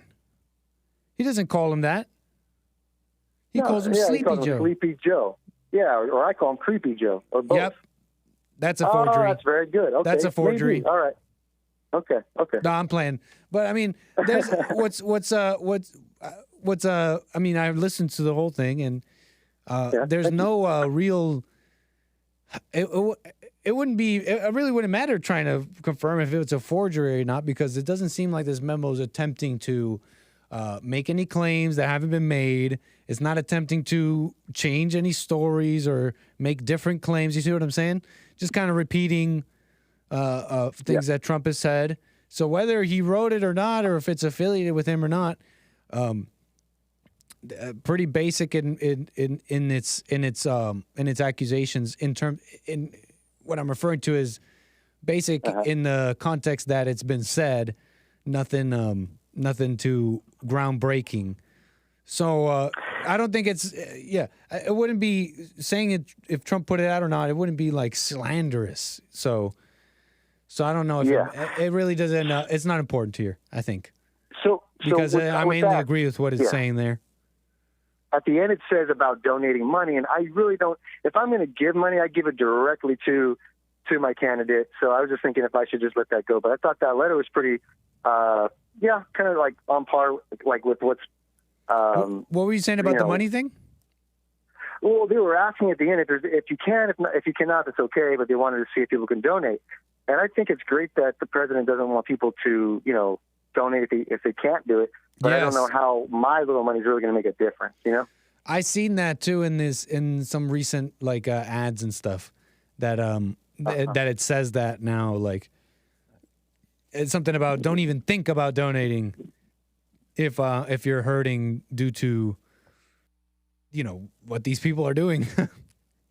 Yeah, it feels like the waste of time that I've had since day one. This president being attacked has just drained our resources as a country. Instead of focusing on the American people, like this new president, he goes off. Joe goes off to Ukraine, and it's just a waste of our money. So I can't wait to see President Trump be redeemed, and like day one, go through the whole Department of Justice and with a fine-tooth comb get that straight. Really, honestly, corrupt. In my opinion, we're seeing the influence and good work happening right now. It's been happening, and I almost myself, I knew this, but I'm like, I think I'm really just now realizing the weight behind what's going on. With what I'm trying to say here basically is that, yes, we want him in, we want him back in 2024, clean house, daddy's home, all that. That being said, going through what he's going through right now, before even being, before 2024, for those paying attention, should be an amazing example. He said it himself just recently. I don't know if he doesn't know if there's anyone he knows that could have, withstood and handled what he's going through, because that's a powerful example. That's a powerful example, man, and that's what Trump has been, in my opinion, is most effective work is in the hearts and minds of people in that way, being an example, and that's I think that has affected America, life, politics, whatever you could think of, in ways that we can't really quite measure, because it's like a domino kind of effect kind of thing. It's like it starts off as a breeze over here, but down the line it's a hurricane kind of thing. You just see what I'm saying? Over time, yeah. Yeah, so it's not really, we can't really measure that kind of positive influence that watching him go through this is having. I pray he gets through it, and if he wasn't close to God himself, I don't think he could have. So definitely an encouragement to see someone like him, fight for us. Yeah, it's a great thing. Yeah, I mean, the best revenge, the best, redemption would just be to see Sleepy Joe or whatever go bye-bye, and hopefully the rest be held accountable for that. Was not Clinton's. YouTube. That was not an assassination request. That was he's just saying like bye-bye, like bye, go to bed, retire, and retire. And when I say go to bed, that's also not no, I'm playing. Because honestly, it's historic. It's historic for a president to be elected, then wait a term for the other person, and then to come back and get reelected. It'd be like once, I think, in 100 years in this country if he gets reelected. Because it's usually consecutive 2 times, once or nothing, or not once. Skip a term, and then the next time you do that. But a revenge term, unheard of. I'm joking. I don't want to call it a revenge term, but right. Retribution is. I think that the exact words were. It was called retribution. He said it would, and that's why I'm not sure you caught the interview last night from President Trump, but he elaborated on what retribution is. Interesting. Setting things straight. I might have to check it out. Oh, you got to. Trump the interview this guy interviewed was great. The trumpeting. Okay, right on, man. Thank you, Justin. Appreciate your call. Call me again, sir. Ooh. Sorry. Shout out to the Hague Report.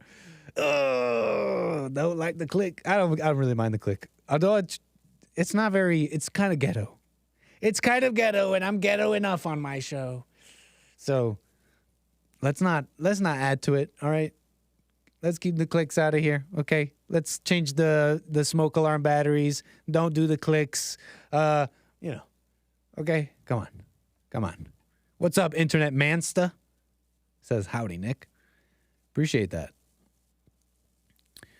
All right. Where was I? Where the heck was I? I was just talking to Justin. Where was I?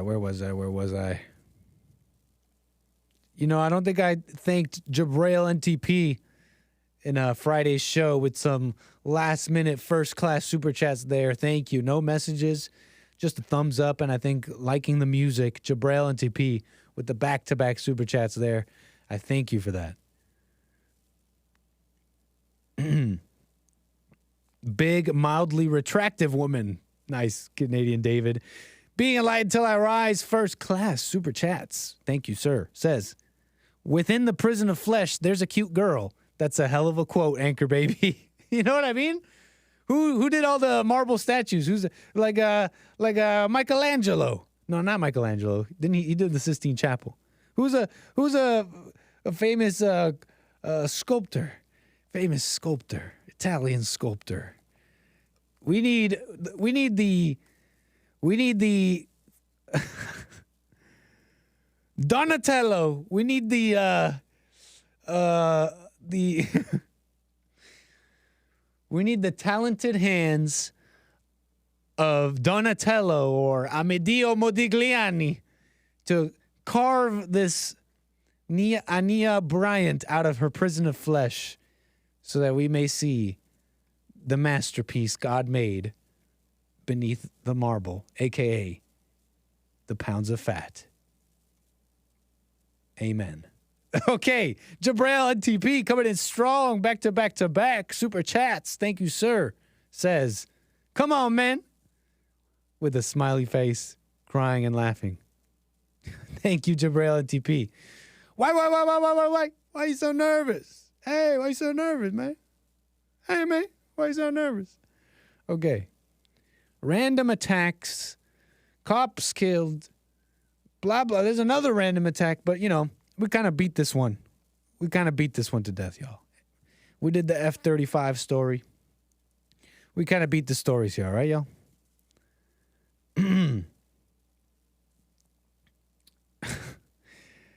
I'm talking about Red Dirt Farm. It doesn't understand what I'm talking about. Earlier, I showed a rather large lady who was, some might say, is encased in a prison of flesh, fat.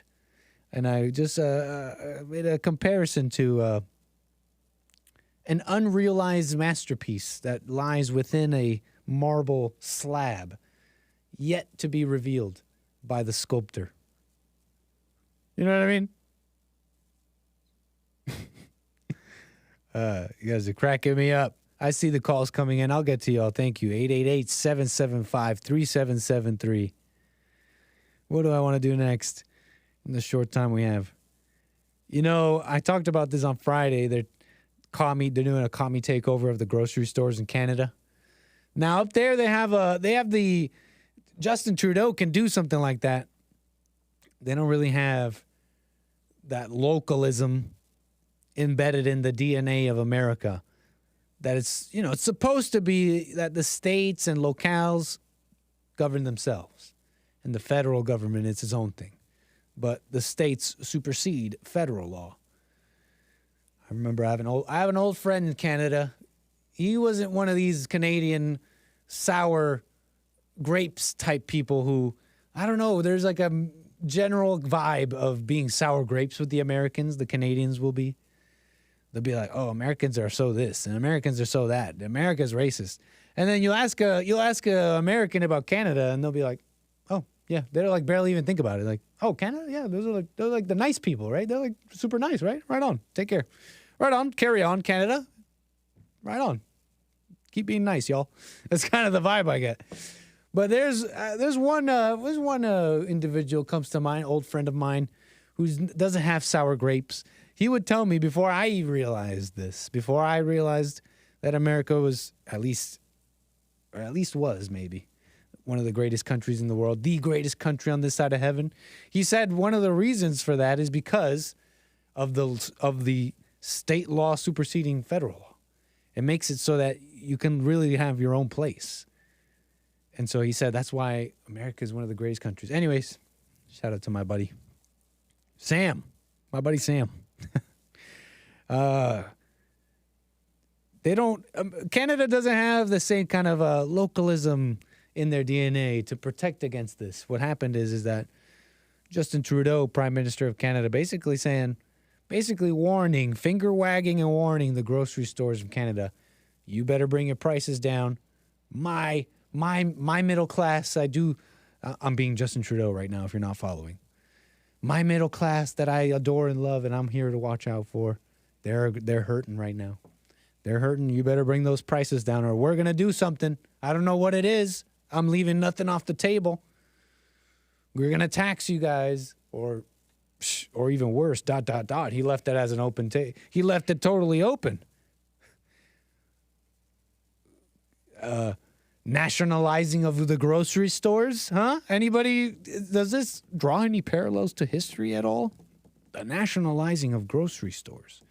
Wait a second. Nah, couldn't be. Nah. But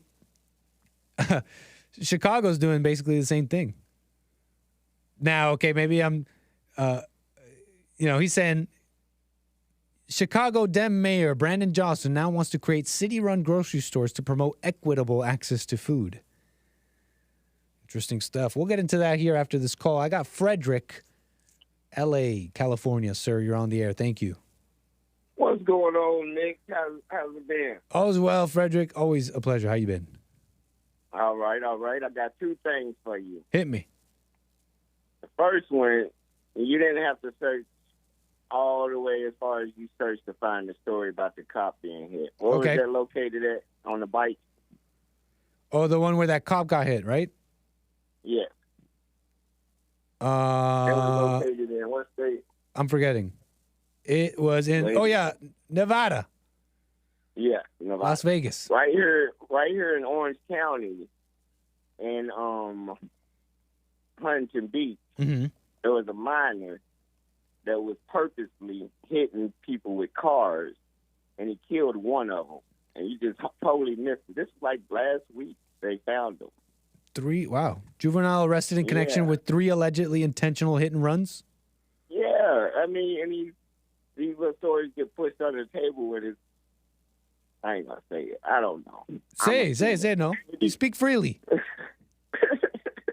I'd be picking sides. I don't want to go. No, there. it's all good. But I mean, on another thing, we talk about not taking sides, and I like saying that as a way of reflecting, but that's never a higher than thou, a holier than thou thing. You may have seen me do the very same thing on my show, and I welcome people calling in and calling me out on it. Great. So speak freely, no worries. It seems like the grapes you like are like the ones you want to pick. There's so many close to you can choose from, but this one looks like it has a little, you know what I'm saying, like stereotyping or a platform for making other people look bad. So I'm gonna grab this grape way over here. Okay. When there's my kind of grape right here doing the same thing, but I don't want to talk about that one. Okay. So in your mind, I knew about this story. No. In your mind, I knew about this Huntington Beach story. But you could have been. But that's what you just said, Frederick. You just said, "Oh, I'm gonna pick this one that's way back here," and even though there's this one in Huntington Beach, but I don't want to talk about that. No. That was your little voice that you gave me. You done? I'm done. I'm just saying, you should be like, before I say these black kids were bad, let me see if there's any white kids doing this mess. Why? I didn't even know about this Huntington Beach story. Thank you for bringing it up. You didn't, because you looked at something and just assumed, like, these guys are bad. They only hit one person. But you did the same thing. You called my show saying, I'm not going to talk about that. You created this whole story in your head, and you called it, and you're like, I'm going to get him. You're like, ooh, isn't that funny about the mind? I know, Frederick, you agree with us a little bit on the mind, because here's a perfect example. Here's a perfect example. You had this whole thing. You're like, I'm going to call him. And look at this story. I can't believe it. Huntington Beach. But he's not going to talk about that one. The people involved. How's it feel calling in and then poof with a little pin deflated, realizing that I had no idea what you're talking about? I didn't know about this Huntington Beach story. Right. But in future cases, you're going to have an inkling in the back of your mind that if I don't research this case and Fred calls me in on it, then I'm going to look bad. So let me check. But I don't look bad right now. You're the one that looks bad. Are you not aware of what's going on right now?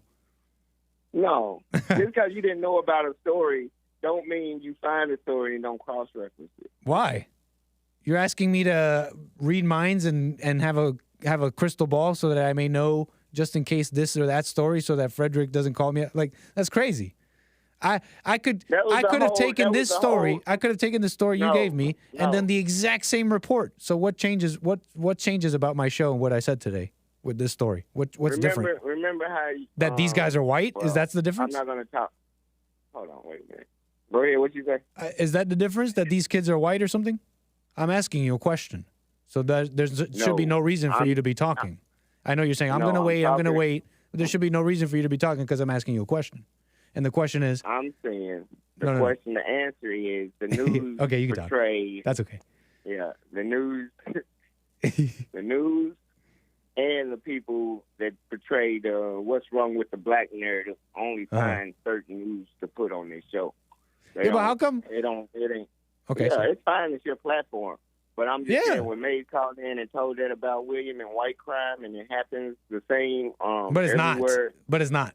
That's a lie. It is. It's not. It is. It's just not. Come it's on just not. now. Well, why are you gonna lie about that? That's just weird. It's just called crime. That's just weird. It's just not the same. Trust me, it is. But it's not. It's way more white people than it is black. And think that there's black people out here doing the same amount of crime as white people. No. No, you use it per capita. More. And they're less people. Stop it.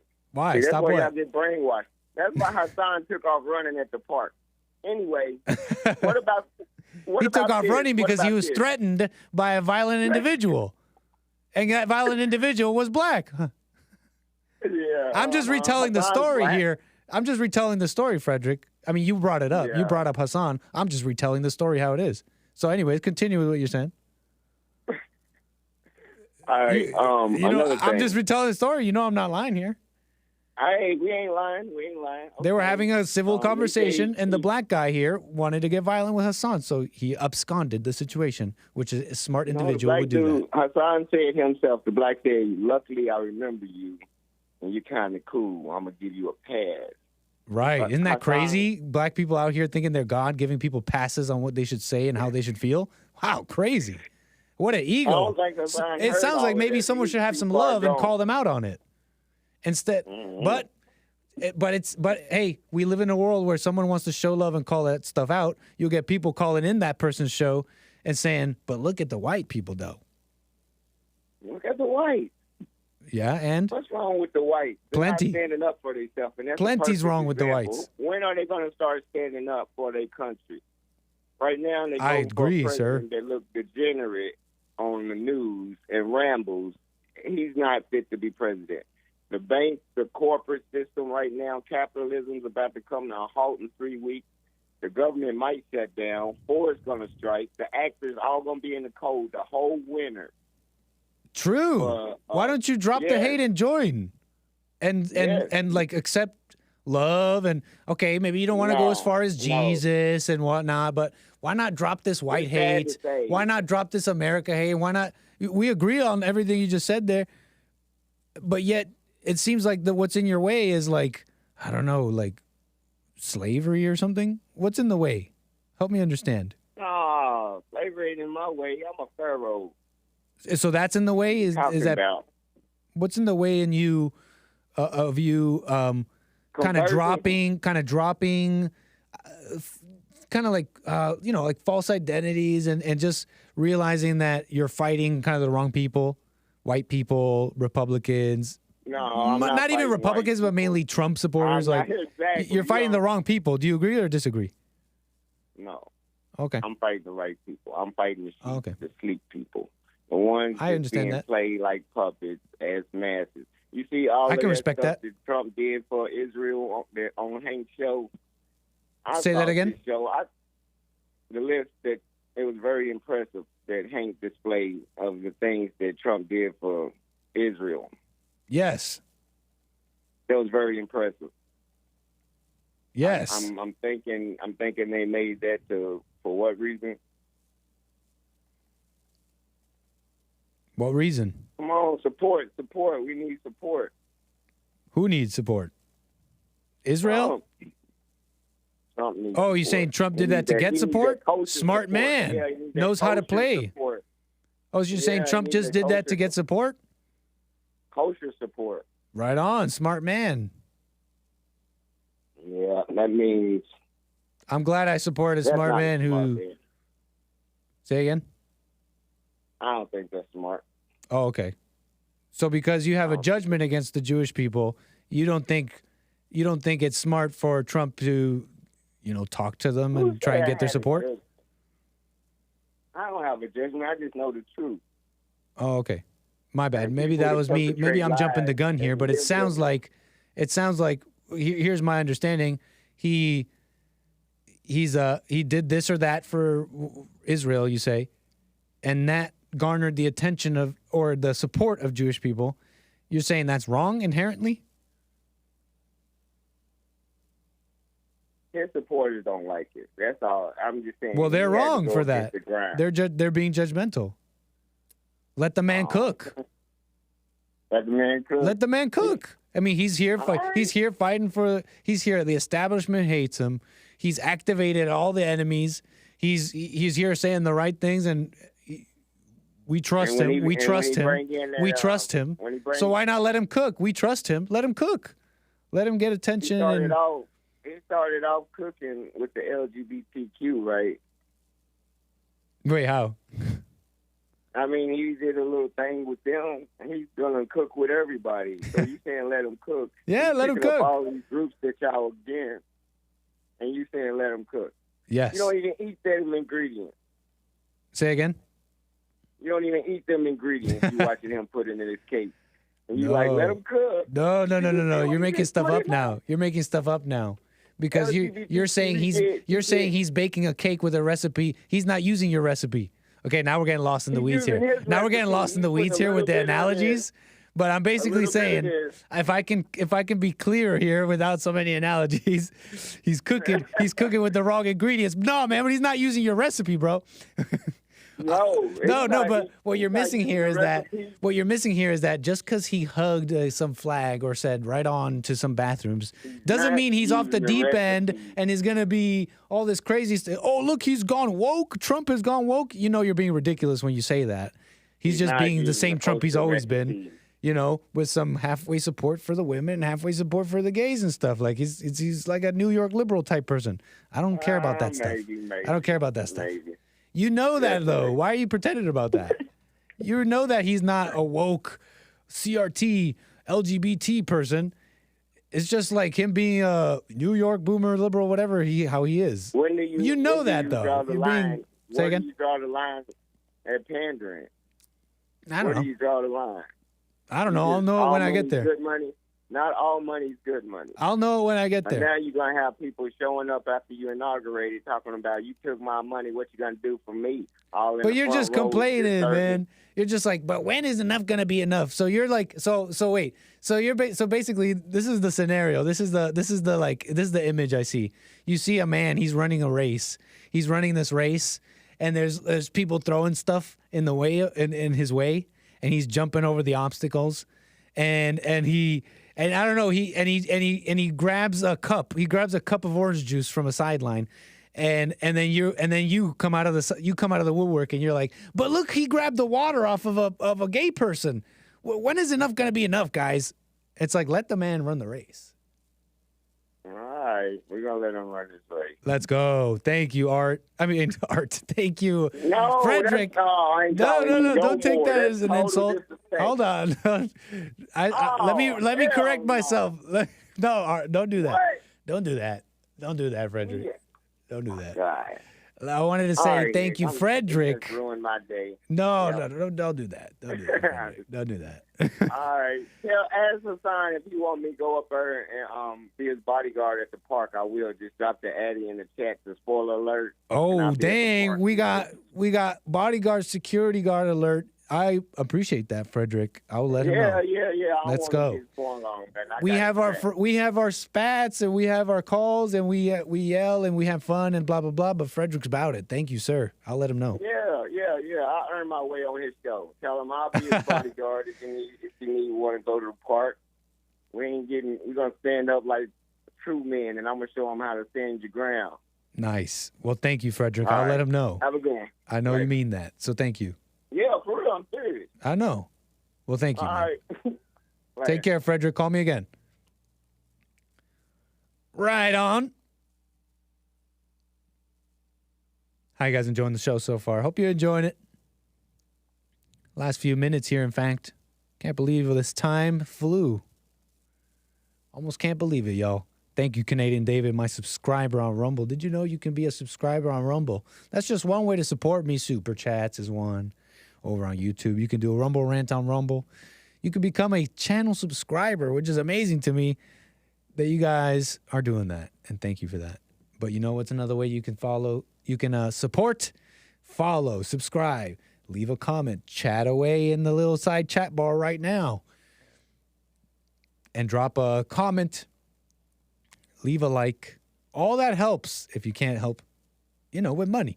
Like Trump said, don't you dare support with money you don't have. I'm paraphrasing, but like I said, drop a like, drop the subscribes. That helps a lot. Canadian David, my subscriber on Rumble. Quebec is the only province that fought away a lot of the Fed imposition. True. It seems like the Francophones are the only ones who are keeping some semblance of, Canadian history. It's a shame that the French turned on the Catholics so hard in Canadian history, and I think Canadians today are suffering from that. The sins of the father. They turned so they maybe and the Catholic Church may have its own fair. There's plenty of blame to go around here because I heard the Catholic Church, they weren't really like enlightened. They were just Bible thumpers, Pharisees, being really oppressive, not really out of love, which is, let's be real, most Christians today. So they may share some blame there. It's too bad the French Canadians turned so hard against the Catholics that now it's hard to even find a single Christian, white Christian in Canada. I remember it took me a while to find one, and it was a girl. Nice girl.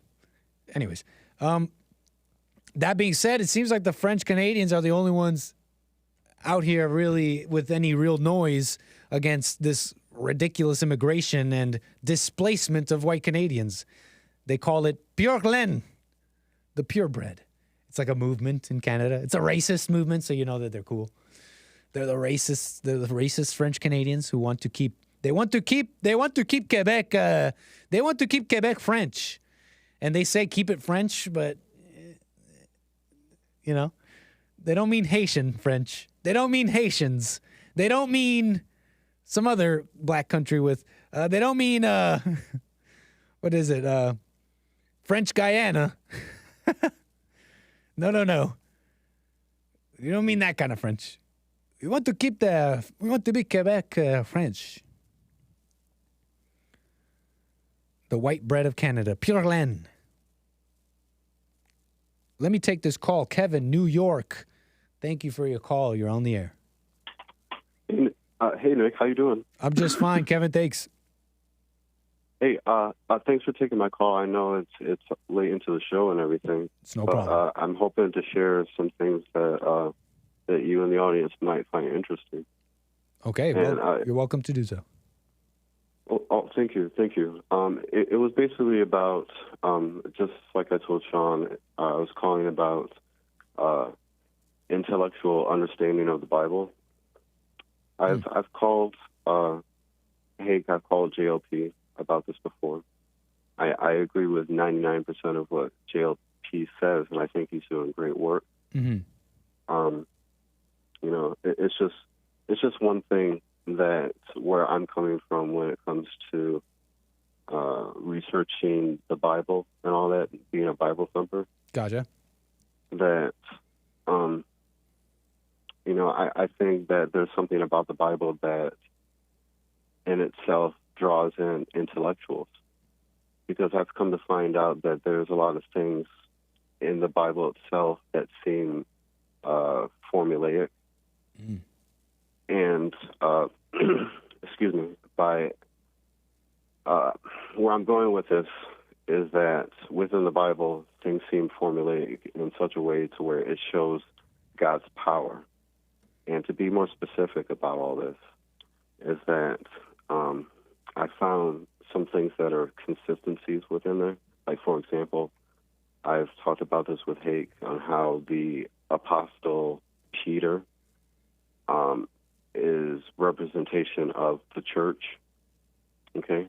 And so what I'm basically saying is that every single time that you see the name Peter within a parable, that becomes interchangeable with the term the church. Oh. And this is a principle that I believe was established by Jesus himself in Matthew 16, 17 through 19, I believe it is, and how Jesus named Simon Peter, which means a rock. Oh, that's right. He said that to him too, right? Yes. And on this rock I will build my church. Gotcha. And, you know, that it goes into something else too, which is a point that I think I need to make, is that a lot of people might say, especially within the Catholic Church, that the foundations of the church was founded on, I believe it's called apostolic lineage. But that's actually a misunderstanding if you misunderstand the principle that Jesus established. You see, Jesus called Simon Peter the rock, and on this rock I'll build my church. It's because Peter himself listened to the Father. Listening to the Father is the real foundation of the church, and not apostolic lineage. Oh. Do you see where I'm going with this? I am. And if I may, don't forget where you are. If I may kind of summarize for my own understanding here. Yeah. You're saying you're describing the difference in how, I guess, some intellectuals interpret the whole meaning of, the church. And when you're saying apostolic lineage, are you describing what some, can we call them academic scholars or whatever, have what they consider the lineage of the apostles themselves? And it's through that they can then track, for lack of a better term, the history of this church that Jesus was talking about? I think so. I don't know if what I'm about to say answers your question or not, but okay. And you're saying, okay, go on, no worries. It's the same thing now as what we had in the past. People proclaiming themselves as ... fill in the blank with a title. You know what I mean? That's the issue that we had with even early church fathers. I've called into the shows about the Apocrypha and all that. It's because these early church fathers deemed themselves worthy of choosing what God has or has not written.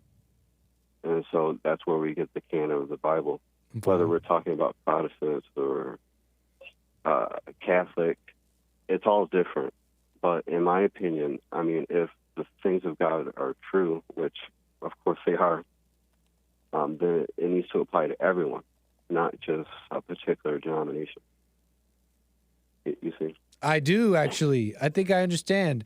Are you also kind of describing how, because you're saying we've had that issue where people in the modern world claim this or that, ... You're making me think of popes. You're making me think of, that just came to mind. You're making me think of people who say they're the descendant of this or that lineage, right? We're the descendants of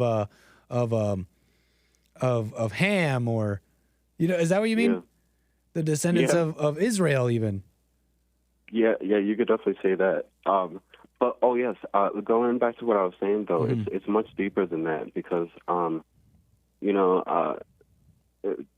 the Apostle Peter, being, if you come with the understanding that his name is interchangeable with the church, then how they say that Jesus is the Word, then in the Bible, I'm not saying that this is metaphorical and it never literally happened, because it did, but it was both.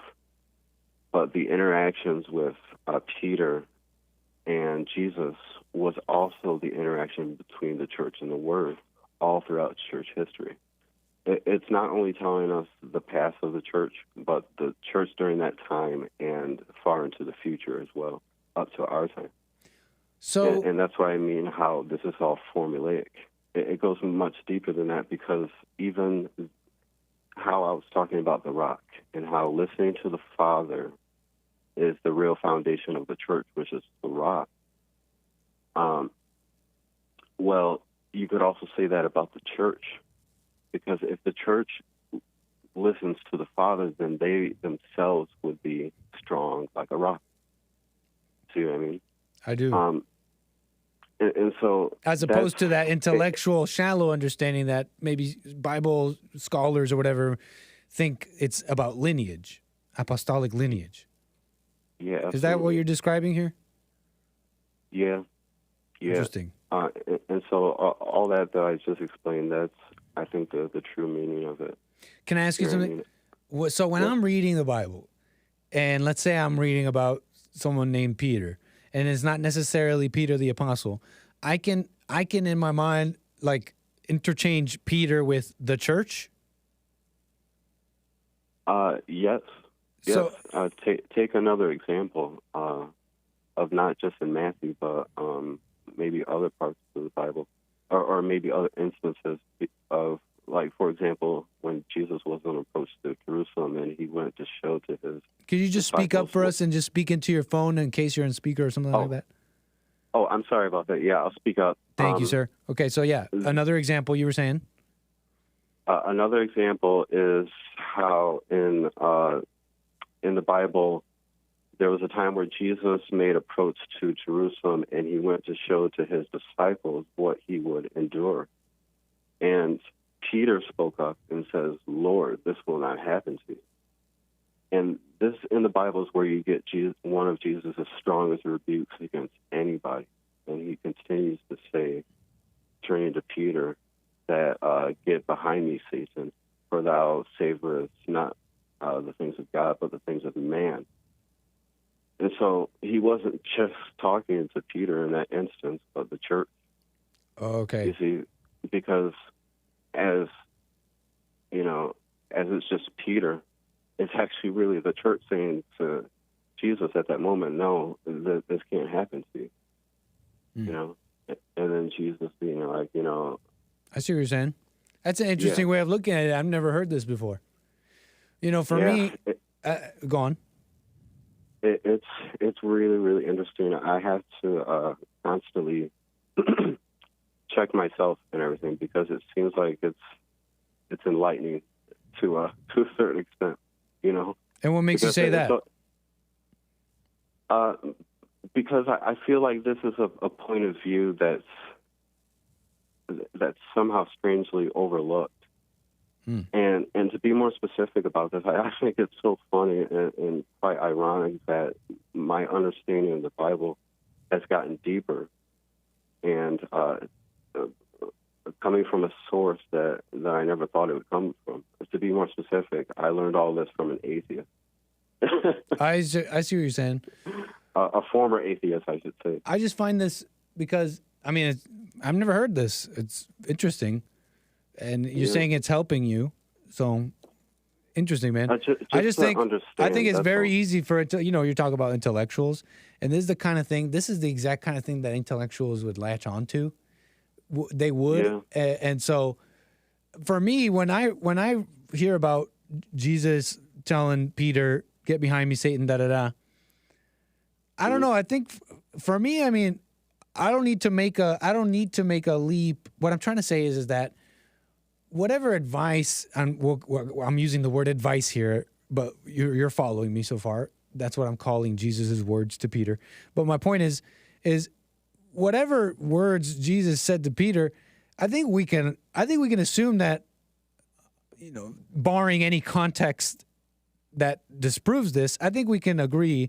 I think any common sense person would say that he's talking to Peter the individual, but this is stuff anyone can learn from because we are all the same. The Spirit is the same in all people. You know what I mean?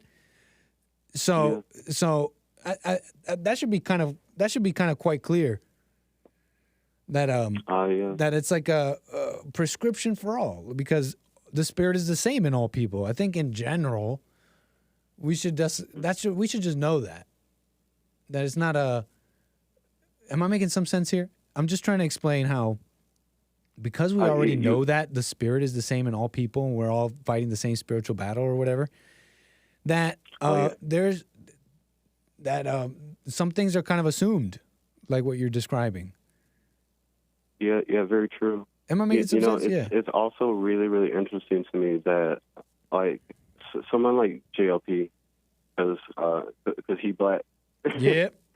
He's not all into Bible thumping and stuff like that, but it blows my mind that he knows things that studied and could have only known through studying.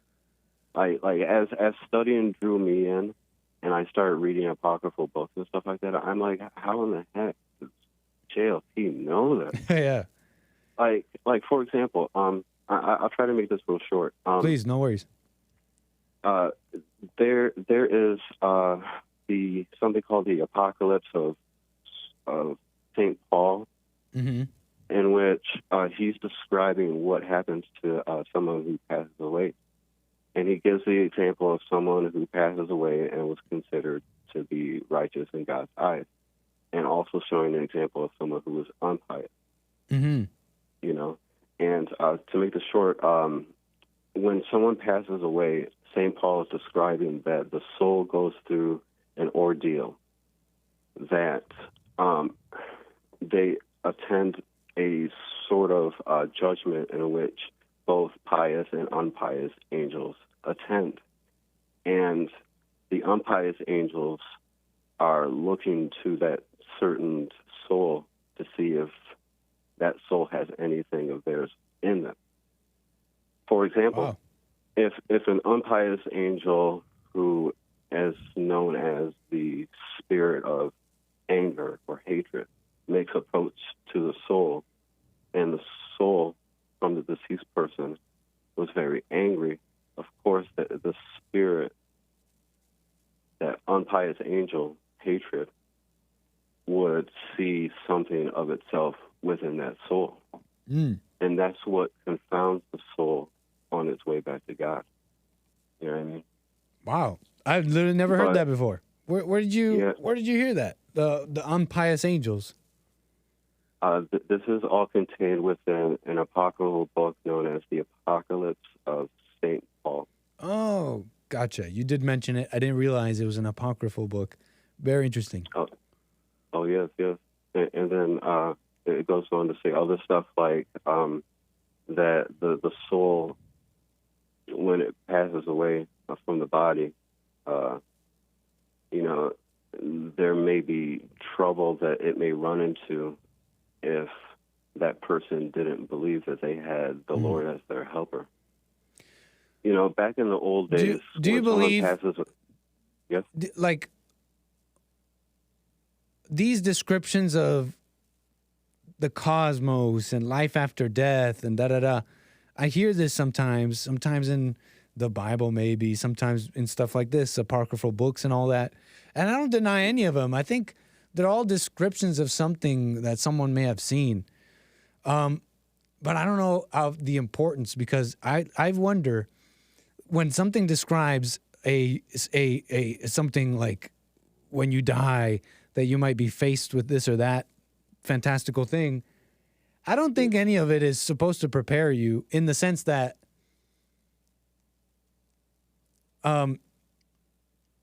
like those are all things.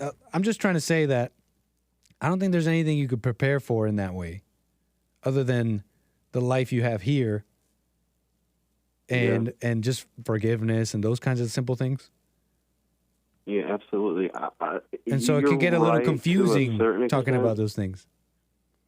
You're right to a certain extent. If anything, I don't know why this pops into my head, but if anything, it's a warning not to be lukewarm, and to go even further, to do exactly what Jesus told us to do is to know ourselves.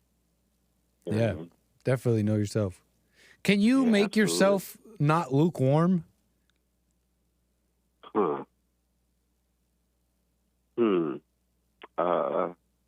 I don't know.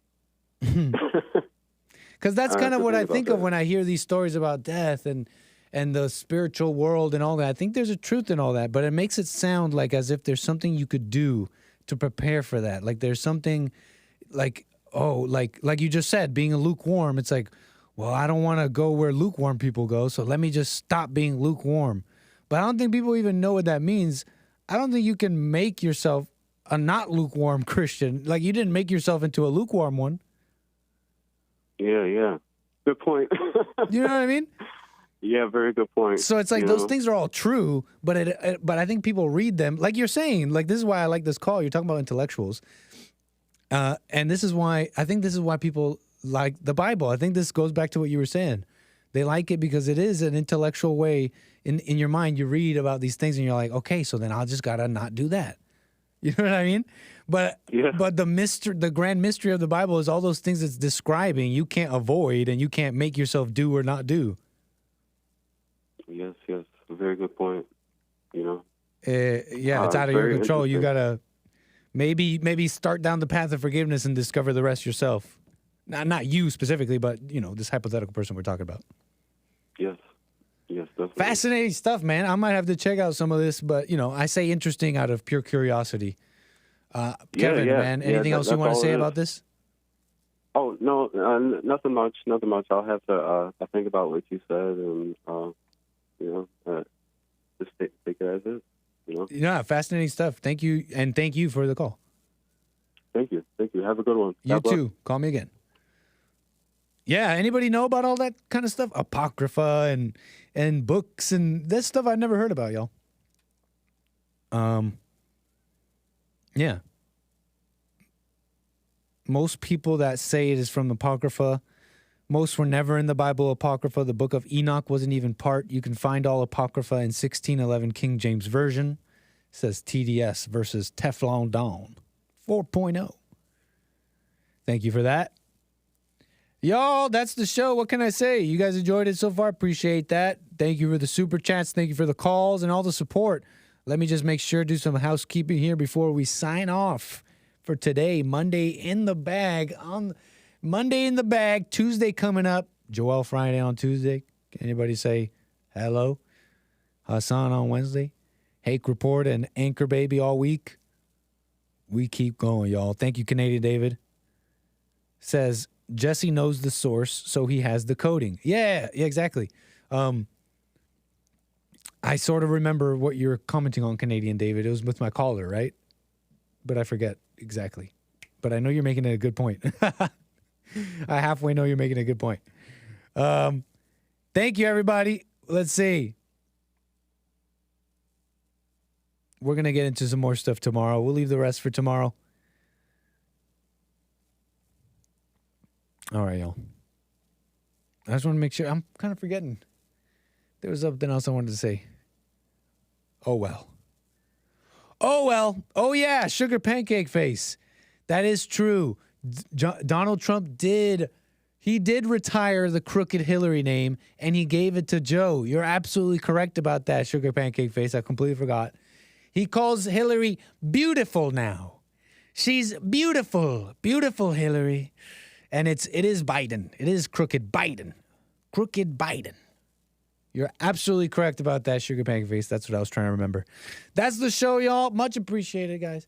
Catch you guys tomorrow for more American Anchor Baby. I mean, how many more times can I say thank you, and how many more times can I sign off? It always takes me 3, 4, 5 times. Whew. But y'all, I'll see y'all tomorrow, okay? Ooh, let me see if I can do a little snazzy fade out. Like as if I'm disappearing, like a Houdini trick. Oh, no, I don't want to do it like that. Like I'm Houdini. Houdini, who done it? Okay, y'all. Final sign out. Peace.